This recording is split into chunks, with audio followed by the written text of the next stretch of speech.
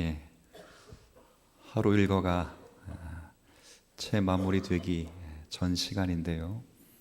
바쁘신 중에도 이렇게 함께 또 예배 드리러 올 수 있는 또 하나님의 은혜를 또 보게 돼서 감사하고, 특별히 나오신 모든 분들 하나님의 은혜와 평안이 빈말이 아니라 함께 하시기를 진심으로 축원합니다. 살다 보면 이런저런 일이 있고, 또 제가 이런 말 하니까 웃기죠. 나이 어린 목사가 인생 얼마나 살았다고, 또 얼마나 안다고. 그런데 살다 보면 이런저런 일들이 많습니다. 뜻하지 않은 일이 많고, 또 힘에 버겨워서 또 그것 때문에 울며 넘어지는 일이 많습니다. 근데 돌이켜보면 그 가운데서도 나를 나 되게 만드는 것은 하나밖에 없더라고요. 하나님의 은혜입니다. 그렇죠? 그 사도 바울이 그런 고백을 했어요. 나의 나됨은 하나님의 은혜로다. 참, 어릴 때 그냥 전도사 할 때는 그 말씀 읽으면 그냥 성경 구절 외운이라고 정신이 없었는데, 아직 철이 안 든 목사이지만 읽어가면 읽어갈수록 나의 나됨은 하나님의 은혜이며 주님 사랑교회, 주님 사랑교회 됨도 하나님의 은혜이다라는 것을 절실하게 느끼게 됩니다. 이런 은혜가 여러분의 심령에 함께 하시고 예수로 말미암아 기쁨이 가득하시기를 먼저 소원합니다. 자, 오늘은 그 제목을 하나님이 기뻐하시는 제사 이렇게 정했어요. 그리고 오늘 말씀을 통해서 하나님이 기뻐하시는 제사가 과연 무엇인가? 근데 답은 방법과 방식으로 제가 제시하지 않고 하나님이 기뻐하시는 제사라는 의미가 가지고 있는 그 의미적 내용으로 여러분에게 말씀을 전해 드리려고 합니다. 그래서 이 내용을 이해하려면 조금 우리가 집중해서 10절의 말씀을 판명하게 이해를 하셔야 됩니다. 10절의 말씀 한번 보십시오. 자, 우리에게 제단이 있는데, 이 제단은 뭐 하는 곳이죠? 제단? 많이 들었죠? 제단. 야곱이 제단을 쌓고, 아브라함이 제단을 쌓고, 제단 쌓고 제돈 쌓고 하다가 성막이 만들어지면 더 이상 제단을 안 쌓죠. 왜? 성막에 뭐가 있어요? 제단이 있기 때문에. 그럼 제단은 뭐 하는 곳이냐면 쉽게 말해서 제사를 드리는 단입니다. 단. 그러니까 성막 딱 들어가면 성소 들어가기 전에 가장 먼저 있는 곳이 바로 제단이에요. 제단에서 제물을 태워 드린 다음에 그 다음에 물두멍에 손을 씻고 제사장만이 안으로 들어갈 수 있죠. 그러니까 뜰까지는 일반 백성도, 그 제단까지는 일반 백성도로 들어올 수 있는 곳입니다. 그러니까 중요한 것은 제단은 뭘 드리는 곳이냐면 제사를 드리는 곳이다, 이렇게 생각하시면 됩니다. 자, 제단이 있습니다. 제사를 드리는 곳이 있는데, 자, 그다음 보세요. 장막, 성막에서 섬기는 자들은, 자, 제단에서 제단이 있는데 그 제단 중심으로 해서 성막에 섬기는 자, 그랬으면 이 사람들을 세 글자로 뭐라 부르죠? 제사를 드리는 사람. 그래서 제사장, 제사를 주관하고 제사를 드리는 사람, 제사장입니다. 자, 그런데 장막에서 섬기는 자들은, 자, 그 다음 보세요. 그 제단에서 먹을 권한이 없다, 이렇게 되어 있습니다. 그러니까 제단에 드려진 그 제물을 제사장이 먹을 권한이 없다 그랬습니다. 근데 이거 말씀은 우리가 잘 이해하셔야 되는데, 레위기에서는 어떨 때는 먹으라 그러고 어떨 때는 먹지 말라고 하시거든요. 근데 여기에는 지금 먹지 말라고만 하셨다, 그 말이에요. 그래서 언제 먹으라 했고 언제 먹지 말라고 했는지 여기 13장을 그대로 두시고 레위기 말씀 한번 보시죠. 창세기, 출애굽기, 레위기입니다. 6장을 한번 가보시면,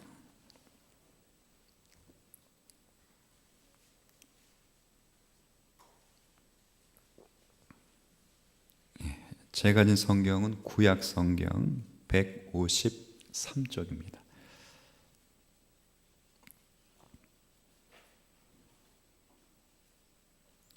(153쪽) 레위기 6장 24절 24절부터 30절 말씀인데요. 일단 제가 두 절을 먼저 읽겠습니다. 레위기 6장 24절 25절.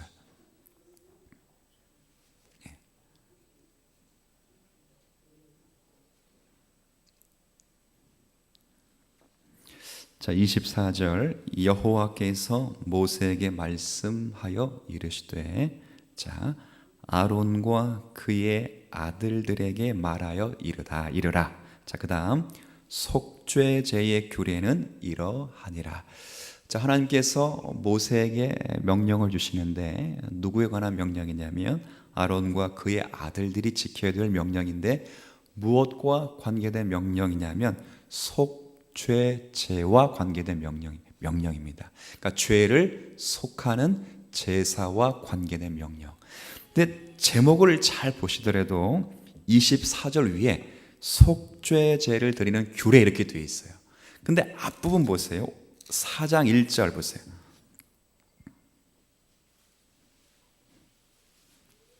4장 1절 앞 위에 여기도 제목이 어떻게 되어 있죠? 속죄제를 드리는 규례. 대부분 제목이 그렇게 되어 있습니다. 제목이 거의 통일됐기 때문에 이제는. 자, 그러면 제목이 똑같으면 똑같은 내용이죠, 지금. 그러니까 속죄제를 드리는 규례가 두 번 언급되어 있습니다. 그러니까 앞에서 언급된 내용과 뒤에서 언급된 내용의 차이점이 뭘까요? 차이점. 잘 보세요. 이제 2절까지 읽을게요. 4장 1절 2절입니다. 여호와께서 모세에게 말씀하여 이르시되 이스라엘 자손에게 말하여 이르라. 누구든지 여호와의 명령 중 하나라도 그릇 범하였으되, 자, 1절 2절 앞부분에 이스라엘 자손에게 말하여 이르라. 자, 여기 6장 24절 25절과 4장 1절 2절의 차이점을 발견하셨어요 혹시? 네. 그렇죠. 네. 그렇죠. 자, 지금 이런 겁니다. 그리고 이제 쉽게 설명할게요. 주일학교 교사를 하면 아이들에게 예배 설교 시간 끝나고 무슨 시간이 있죠? 우리 예배 끝나고 나면 또 반별로 모여서 무슨 시간? 공과 시간이에요.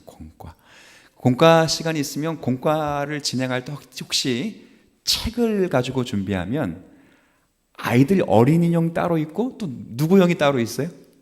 교사용. 교사용은 칼라로 되어 있습니까? 흑뼈로 되어 있습니까? 흑뼈로 되어 있어요. 어린이용은 칼라로 되어 있고 크죠. 근데 어른용 교사용은 자그맣고 흑뼈로 되어 있고 깨알같이 써 있죠. 그거의 차이점입니다. 여기 4장 1절부터 5장 13절까지가 속죄제에 관한 규례인데 여기 2절 잘 보세요. 4장 2절. 4장 2절에 보면 이스라엘 자손에게 말하라. 그러니까 이스라엘 자손들이 대상이고, 자, 6장 24절 보세요. 6장 24절에 보면 여호와께서 모세에게 말씀하실 때 25절 앞부분에 아론과 그의 누구지요? 그러면 4장 앞부분에 길게 설명한 것은 속죄제에 대한 규례는 둘 다 맞는데 그 대상이 앞부분은 누구라? 일반 백성들.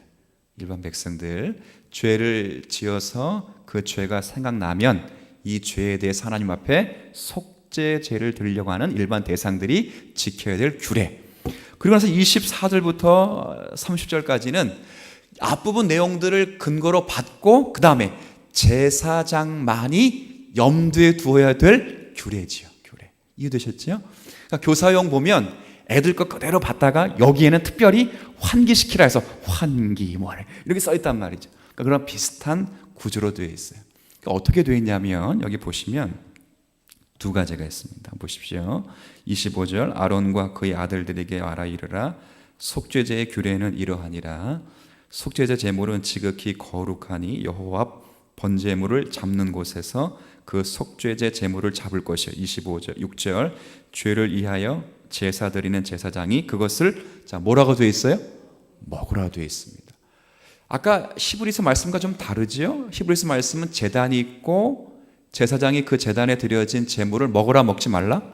먹지 말라. 근데 여기는 똑같은 규례인데 뭐라고 되어 있어요?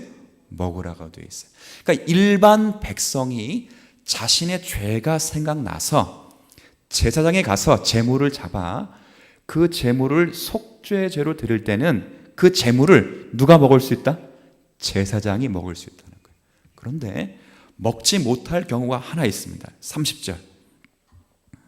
자, 30절, 6장 30절. 그러나 피를 가지고 회막, 그러니까 성막 바깥이 아니라 성소 안으로 들어가서, 여기 회막에 들어가 성소에서 속죄하게 한 속죄제 제물의 고기는 먹으라, 먹지 말라라? 먹지 말라. 그럼 히브리서 13장 아까 10절의 내용은 이 두 가지, 앞부분의 내용일까요? 뒷부분의 내용일까요? 뒷부분의 내용입니다. 그렇죠? 앞부분의 내용이 아니라 뒷부분의 내용입니다. 이 뒷부분의 내용은 뭘까요? 1년에 한 번씩 대제사장이 전체 이스라엘 백성들의 죄를 용서하고 그들의 죄를 다 깨끗이 씻어내기 위한 제사를 1년에 딱 몇 번 드리죠? 한 번 드리죠. 그때는 제물은 밖에서 태우고 그 제물의 피를 가지고 성소와 성막 안에 어떻게 돼요? 뿌리죠. 뿌리는. 그것만큼은 그 제물은 먹어라, 먹지 말라? 먹지 말라는 거예요. 왜 먹지 말라고 했을까요? 왜 먹지 말라고? 그렇죠. 왜? 피를 뿌렸기 때문에. 혹시? 피는 아까도 뿌릴 수 있어요. 백성이 가져온 것도 피가 나거나, 물론 뿌리진 않았지만, 물론 그 제단 뿔에다 뿌리긴 뿌리죠. 바르죠. 그래서 뿌릴 수 있죠. 이건 뭘 가리키냐면, 아까 먹을 수 있는 것은 잘 보세요. 백성들이 죄를 짓고 나중에 뭐 하면 제사 드리죠? 생각나고 그것이 죄라는 것을 깨달으면 제사를 드리는 거예요. 근데 1년에 딱 한 번 드린 제사는 이스라엘 백성들이 그 제사를 드리려고 뭐 죄를 쥐어 짜거나 그런 것이 아니라 하나님이 1년에 한 번 이스라엘 온 백성의 모든 죄를 용서하시는 한 날로 정하시고, 하나님이 친히 준비하시고 하나님이 친히 준비하신 제물로 하나님이 허락하신 방식으로 제사를 드리는 거죠. 그래서 먹지 말라는 것입니다. 무슨 말이에요? 이 말은 이스라엘 백성들이 원죄, 원래부터 가지고 있는 모든 죄를 용서하고 그들이 구원받을 수 있는 그 이유가 제사장에게 있거나 그 제물을 가지고 오는 백성들에게 있는 것이 아니라, 제물을 먹지 못하게 함으로 이 모든 죄의 용서는 오직 누구에게만 있다? 하나님께만 있고, 하나님이 친히 준비하신 그 제물인 누구에게? 그리스도, 신약으로 말하면 예수 그리스도께만 있다라는 것을 강조하기 위해서 먹지 말라고 한 것입니다. 다시 히브리서 13장 앞부분 한번 볼게요. 돌아와 보세요. 13장 앞부분에 히브리서 10장 한번 보시면 우리가 이미 읽은 말씀 가운데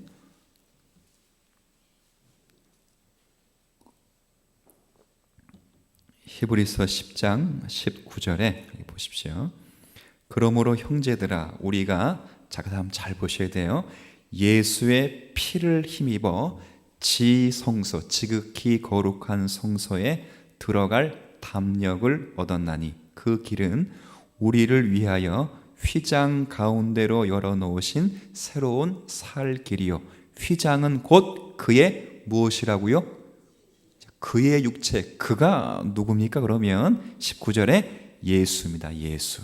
또 그는 하나님의 집 다스리는 큰 제사장이 계심에 우리가 마음의 뿌림을 받아 악한 양심으로부터 벗어나고 몸은 맑은 물로 씻음을 받았으니 참 마음과 온전한 믿음으로 하나님께 나아가자, 그렇게 되어 있습니다. 그러니까 결국 하나님께서 준비하시고 마련하신 제물 되신 예수 그리스도로 말미암아 하나님과 화목될 수 있었다는 거예요. 그래서 우리가 하나님께 들어가서 예수 그리스도로 말미암아 하나님이 내게 주시는 모든 복과 생명을 누릴 수 있다, 은혜로 얻을 수 있다는 것을 보여주는 것입니다. 그러니까 재물을 먹지 못하게 하는 것은 복과 생명과 구원을 얻은 것이 너의 수고라든가 제사장의 어떤 노력을 따라서 받아낸 것이 아니라 오직 제물을 먹지 못하게 한 이유는 하나님의 전적인 은혜와 사랑 가운데 구원과 용서와 은혜와 생명을 받았다는 것을 가리키기 위해서 먹지 말라고 한 것입니다. 자, 그래서 다시 여기 10절, 13장 다시 한번 보세요. 그래서 이 말을 합니다. 13장 10절에 자, 우리에게 제단이 있는데 장막에서 섬기는 자들은 그 제단에서 먹을 권한이 없나니 왜냐하면 한번 보세요. 죄를 위한 짐승의 피는 대제사장이 가지고 성소에 들어가고, 자, 그 피는 뿌리려고 들어갑니다. 그리고 육체는 영문 밖에서 불살라야 된다. 먹을 수 없다는 거, 불살라야 되고, 그러므로 예수도 자기 피로써 백성을 거룩하게 하려고 성문 밖에서 뭘 받았어요? 고난을 받으셨다네. 이 말은 무슨 말이에요? 결국 예수님이 홀로 다 하셨다는 거예요. 다 하셨다는 거예요. 너 그 제물을 먹지 못하게 하는 것은 제단이 있고 그 제단의 제물도 그리스도가 되시고 모든 것을 하나님과 그리스도께서 친히 다 하셔서 제사장으로 하여금 먹는 행위를 따라 자기가 무엇을 만들어낸 것이 아니라 하나님이 전적으로 다 하셨다는 것을 고백하도록 하긴 상징적인 행위죠. 그래서 먹지 말라는 것입니다. 이 이야기를 왜 하냐면 9절 말씀. 자, 이 이야기를 왜 하냐 참 중요합니다. 9절에 보면 13장 9절. 자, 보세요.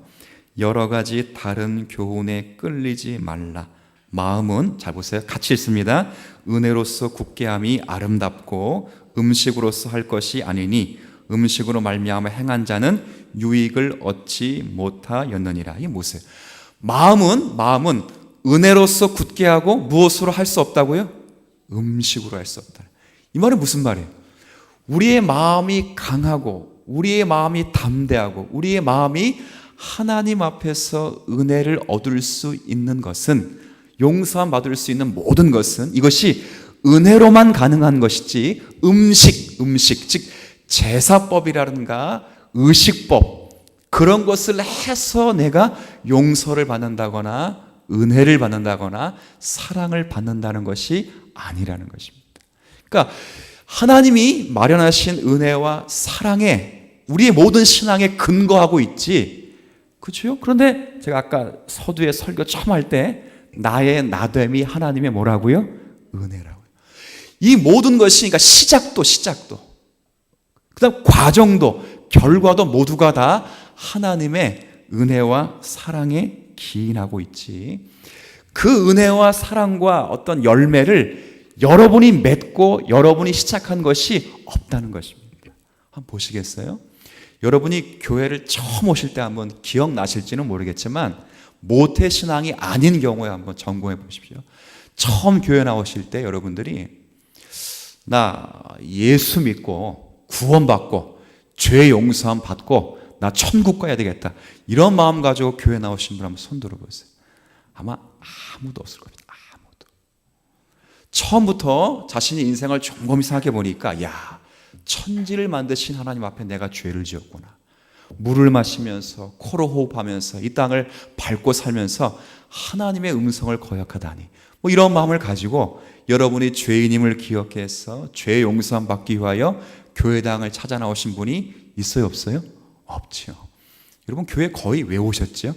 제가 들어보니까 오신 분, 여기 계신 분들도 그런 경우 있어요. 자꾸 누가 뭐 하자고 해서 가자고 해서. 그러니까 가기는 싫은데 쟤 때문에 한번 가보죠. 더 감사한 건 감사한 일입니다. 더 감사한 것은 자녀들, 우리 교회 분들 가운데 보면 자녀들 때문에 교회 나오신 분도 계셔요. 자녀들. 애들이 교회 나와서 발표하는데 한 걸음 한 걸음, 처음에 왜 나갔을까요? 그 재롱 보려고 찾아 나갔다가 젖어드는 경우 있죠. 또 어떤 경우는 위로와 평안을 받으려고 찾아갔고, 어떤 경우는 축복을 받으려고 했고, 뭐 병건침을 받으려고 갔다가 찾아갔다가 결국 그런 것과는 전혀 달라요. 전혀 다른 하나님의 구원과 죄 용서함과 사죄와 칭의와 새 생명의 은혜를 누리며 감사하고 있어요. 제가 묻죠. 이거 알고 오셨습니까? 모르고 오셨습니까? 모르고 오셨다는 거예요. 근데 여러분을 여기까지 초대하시기 위하여 그 마음을 주관하시고 만드시고 조정하신 분이 누구시라는 거예요, 지금? 하나님이시네요, 하나님. 지금 히브리서 편지를 받고 있는 성도들에게 이 사도가 간곡히 말하는 것은, 야, 너희들이 지금 예수 그리스도로 말미암아 은혜와 구원을 받았다.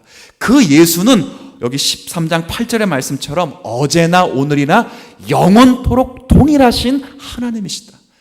구약의 하나님과 신약의 하나님 같고, 구약에서 말씀하신 하나님의 말씀의 방식과 신약에서 말씀하신 하나님의 방식이 같다, 그 말. 같이 그리스도로 말미암아 구원을 받았는데, 왜? 너희들은 이제서 마치 너희들 스스로가 구원받은 것처럼 생각을 하고 음식 같은 것에 집중하고, 음식이라는 게 밥 먹는다 그런 게 아니고 제사법, 의식법, 다시 구약의 전통으로 돌아가려고 하느냐, 그렇게 되는 거예요.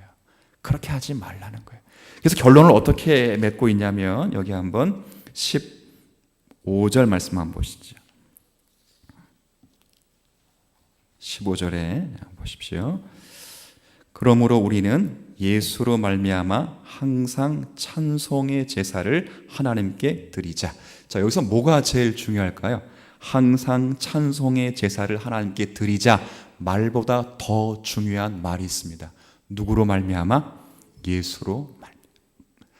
단순히 어떤 의식을 행해서 뭘 지켜서 하나님 앞에 제사를 드리자 이런 차원이 아니라, 저와 여러분이 예수로 말미암아 은혜 받은 그 성도, 그 백성임을 깨닫고 하나님 앞에 이 은혜에 대해 감사하자, 그렇게 성경을 우리에게 가르쳐주고 있는 것입니다. 참으로 중요하죠. 그러니까 결국 우리 안에 있는 모든 것은 다 누가 만들어내신 것이냐면, 여기 책갈피 두시고요, 고린도전서 1장 한번 가보실게요. 고린도전서 1장 30절 한번 보시죠.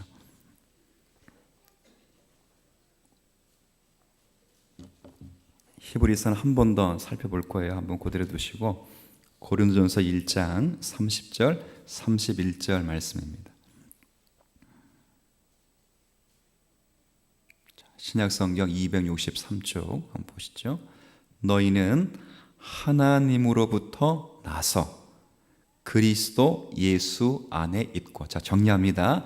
자, 저와 여러분들은 누구로부터 났어요? 누구 안에 있습니까? 자, 하나님께로부터 나서 예수 안에 있고. 자, 그럼 예수님은 자, 동일하게 하나님으로부터 왔어요. 나와서, 자, 이분은 누구 안에 있죠? 이제 우리 안에 있습니다.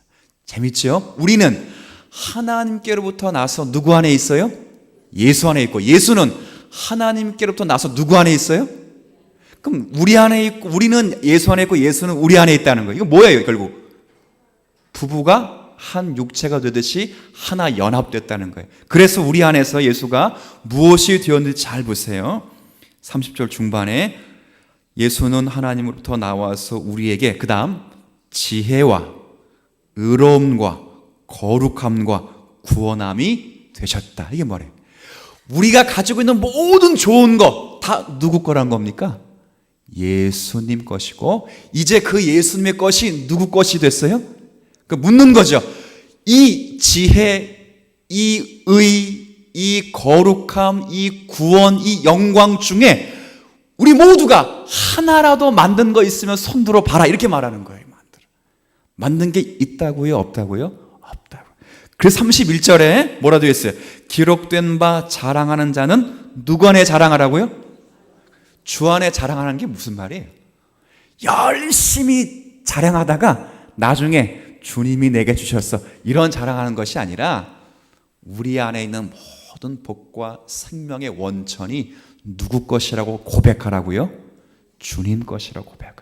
그렇게 고백할 때 29절, 이는 아무 육체도 하나님 앞에서 뭐하지 못하게 된다고요? 그렇게 되는 거지. 다시 히브리서 이 편지의 내용을 통해 보면, 다시 한번 가볼까요? 히브리서 13장 또 읽고 이야기하죠. 차라리. 그러면 자, 다시 10절부터 읽습니다. 13장 10절.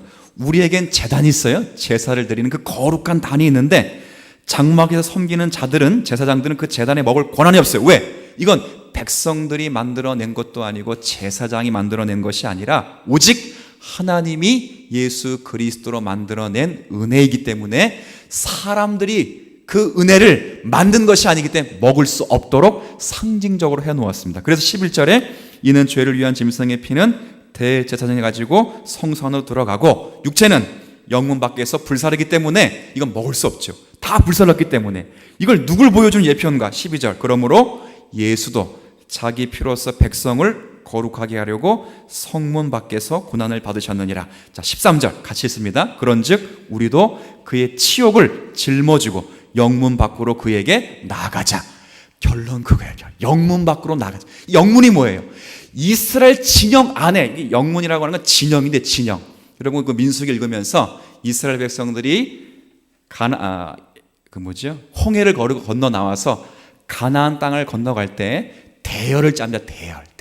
우리 민수기 읽으면서 그림 한번 봤어요. 직사각형의 대열을 짜서 앞, 뒤, 좌우 12지파가 몇 지파씩 나누냐면 3지파씩 탁탁탁 네분동했죠. 그 안을 가리키는 그 안. 그러니까 히브리서 편지를 받고 있는 사람이 그 안에서 뭐 하라는 거야 지금? 나오라는 거야. 그 안에 있지 말고 예수로 말미암아 나오라는 거야. 그러니까 너희가 하나님의 은혜, 구원, 영생, 지혜, 거룩함 다 받아놓고 왜 다시 유대교로 복귀하고 유대교 전통 안으로 다시 들어가려 하느냐 그거죠. 나오라는 거예요. 근데 제가 몇 주 전에 설교했듯이 계속 설교했듯이 이 사람들 왜 들어가려고 한다고요? 다시 왜 들어가려고 한다고요? 예수 믿는다는 것이 힘들다? 안 힘들다? 힘들기 때문에. 유대교를 잘 믿다가 예수를 믿어보니까 이건 유대교인들은 핍박이 하나밖에 없어요. 누가 핍박하겠어요? 로마 황제가 단일신을 믿고 있는, 유일신을 믿고 있는 유대교를 핍박하고 있잖아요. 그런데 신앙인들은, 기독교인들은 핍박이 또 하나 늘어요. 또 하나. 누구로부터 핍박이 또 오겠어요? 이제는 유대교로부터 또 핍박이 오죠. 엄청. 그러니까 로마 황제가 핍박하는 것 더 이상으로 더 많은 핍박이 동족에게. 신앙생활 하면서요, 제일 가슴 아픈 게 뭐냐면, 전 그런 성도들 그런 걸 많이 느껴요. 밖에서 여러분을 핍박하는 것은 다 이겨냅니다. 다 이겨내요. 세상이 손가락 잘하는 거, 믿지 않는 신우가, 믿지 않는 시어머니가 너 들어와가지고 집안 꼴 되는 거 없다 해도 팍팍 그렇게 우겨도 따지고 시어머니 그래도 교회 와서 기도하고 잘 이겨내. 근데 어디서 다 무너지죠? 그렇죠. 교회 안에서. 다 같은 신앙인처럼 보이는데 교회 안에 같은 생각, 같은 것을 품어야 되는 사람들이 자기를 이해하지 못할 때 힘들지. 많이 무너지고 넘어질 수 있습니다. 그러니까 지금 이 유대인 기독교인들은 결국 거기에 다 지금 어려움을 당해서 예수를 믿어놓고 다시 의식적으로는 어디로 돌아가려고 하냐면 제사로 돌아가고 구약 전통으로 돌아가려고 하는 거예요. 그렇게 하지 말라는 거예요. 예수가 지금 너희들이 구원받고 너희들이 거룩함 받고 우리가 받은 모든 은혜, 이 의를 만들어내신 분이시며 그것이 완벽. 모든 것을 다 가지고 있는 것이기 때문에 예수로 말미암아 그분을 믿고 핍박을 당하든 그분 때문에 손해를 보든 그분으로 말미암아 하나님께 나아가는 것. 그것은 고난의 문제가 아니라 생명의 문제라고, 영혼의 문제이며 복의 문제라는 것을 가르쳐주고 있는 것입니다. 그렇지. 여러분 그 잘 아시는 말씀 가운데 데살로니가전서 5장 16절 18절의 말씀 너무도 잘 아시죠. 항상 기뻐하라, 쉬지 말고 기도하라, 범사에 감사하라. 그 다음 중요한 말, 이는 그 다음 뭐죠? 그리스도 예수 안에서입니다. 하나님의 뜻이에요. 하나님 복입니다. 복. 하나님의 복이 기뻐하라, 쉬지 말고 기도하라. 범사에 뭐하라? 이게 하나님의 뜻이며 복이에요. 근데 누구 안에 준 복이라고요? 그리스도 예수 안에서 우리에게 주신 복이며 뜻이라는 거예요. 이 말은 뭐예요? 대단히 피곤하고 힘든데 이게 인상 쓰면서 기뻐하라. 그런 말 아닙니다. 감사한 일이 하나도 없는데 그냥 인상 팍팍 쓰면서 감사할 일이 생기겠지. 억울함을 참고 감사하라. 그런 뜻이 아니에요. 이건 실제 상황입니다. 그리스도 예수 안에서 우리에게 허락하신 복이라는 거예요. 뭐지요? 그리스도 예수 안에서 항상 너희를 만족하고 기뻐할 수 있도록 하시겠다는 거예요, 하나님이. 두 번째, 그럼 뭐예요? 쉬지 말고 기도하라는 겁니다. 하나님이 그리스도 예수 안에서 너희의 기도를 항상 뭐 하시겠다? 들으시겠다는 거예요. 응답하시겠다는 거예요. 눈을 떼지 않겠다는 거예요. 귀를 막지 않겠다는 거예요. 한시라도 눈을 떼거나 귀를 막는 일이 없다는 거예요.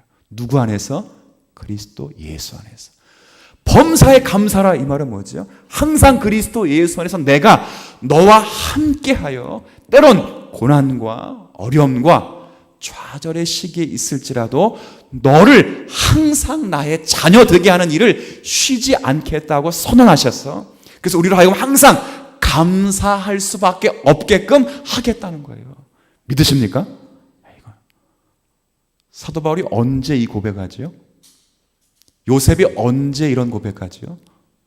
요셉이 가장 힘들었을 때 이 고백합니다. 사도 바울도 언제 고백한다고요? 가장 힘들었을 때, 옥에 갇혔을 때, 오늘 내일 그때 할 때, 내게 능력 주시는 자 안에서 내가 뭐 할 수 있어요? 모든 것을 다 할 수 있다. 그렇게 고백을 하는 거죠. 오늘의 이 말씀은요, 단순히 하나님께서 기뻐하는 제사를 드리자, 그게 뭐냐, 선행하라, 착한 일 많이, 기도 많이 하라, 헌금만, 그런 이야기를 하자는 것이 아닙니다. 우리가 믿고 있는 이 예수, 내가 준비한 것도 아니고 내가 선택한 것도 아니고 하나님으로 인하여 나를 위하여 준비하시고 하나님이 우리에게 허락하신 선물이고, 그리스도 예수 안에서 우리에게 가장 좋은 것을 완벽하게 주신 그 하나님의 은혜를 기억하여 우리 안에 있는 예수 그리스도로 말미암아 항상 하나님께 가까이 나아가고 하나님을 섬기라고 말씀하는 것입니다. 어떻게 해요? 제가 서두에 말씀드린 답이 그겁니다. 한번 같이 고백할까요? 나의 나됨은 하나님의 뭐라고요? 네, 은혜라고요. 네. 이것이 우리의 진정한 고백이 되어서 여러분이 예수를 믿는다고 하는 이 의미가 이 세상의 어떤 축복보다 훨씬 귀하고 생명보다도 더 귀한 복임을 자각하며 이 땅을 사는 우리 모두가 되시기를 주님의 이름으로 부탁을 드립니다. 하나님 아버지, 은혜를 인하여 감사합니다. 우리 모두는 우리가 기대하지 않는, 우리가 준비하지 않은 구원과 생명과 영생을 선물로 받은 자들입니다. 이 모든 복은 하나님이 그리스도 예수 안에서 우리에게 선물로 허락하셔서 그 선물로 말미암아 이 땅에서 누릴 수 있는 복으로 주신 것들입니다. 감사함으로 받고 이 땅에서 예수로 말미암아 성도의 삶이 값지고 또 감격스러운 신앙의 삶을 살아가는 믿음의 성도들이 되게 하여 주옵소서. 바로 없기는 나의 나됨이 하나님의 은혜임을 기억하는 성도들이 되게 하여 주옵시고, 이 세상을 살면서 어떠한 일과 풍랑을 만날지라도 항상 기뻐하며 쉬지 말고 기도하며 범사에 감사할 수 있는 자로 우리를 부르신 하나님의 은혜를 기억하여 이 세상 속에서 어떠한 곤고 속에서도 주님을 바라보는 그 은혜가 끊이지 않게 하시고 예수로 말미암아 승리할 수 있는 믿음의 성도들 되게 하여 주옵소서. 각 가정을 주께서 긍휼히 여겨주시고 교회를 긍휼히 여겨주시기를 원합니다. 어려운 일이 많고 마음에 근심이 많습니다. 그럼에도 불구하고 나의 나됨이 하나님의 은혜이고 예수 그리스도 안에 있는 우리들이고 흔들리지 않는 나라를 이미도 받은 자들이기 때문에, 예수의 핏부름을 받은 하나님의 백성들이기 때문에 우리는 무너지지 않을 것이며 하나님 은혜로 승리할 것이며 결국 하나님 때문에 기뻐하며 감사하며 하나님을 자랑하게 될 것을 믿으며 오늘의 시간 속에서 인내하여 우리의 신앙이 커져가는 믿음의 성도의 삶, 가정, 교회가 될 수 있도록 은혜 더하여 주옵소서. 감사드리며 예수님의 이름으로 기도 올리옵나이다. 아멘.